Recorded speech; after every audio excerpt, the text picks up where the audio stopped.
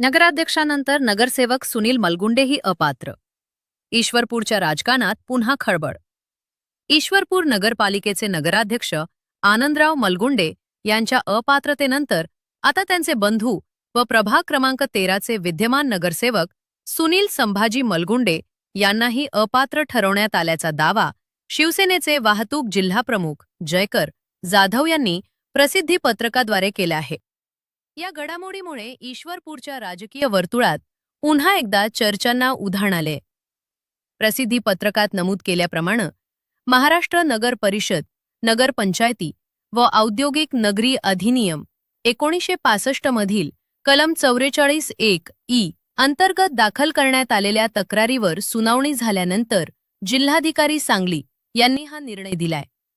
तक्रारीनुसार सुनील मलगुंडे यांनी ईश्वरपूर येथील काही मालमत्तांवर अतिक्रमण करून बांधकाम केल्याचा आरोप करण्यात आला होता. संबंधित जागेच्या गुंठेवारी प्रमाणपत्रातील अटी व शर्तींचे पालन न करणं तसेच अतिक्रमण हटवण्याच्या अटींचे उल्लंघन झाल्याचा दावा तक्रारदारानं केला होता.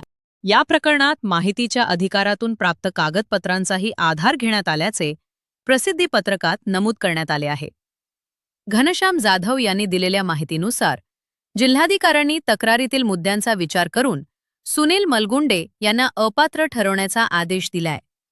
त्यामुळे राष्ट्रवादी काँग्रेस पक्षाला अल्पावधीतच दुसरा राजकीय धक्का बसल्याची चर्चा सुरू झालीय.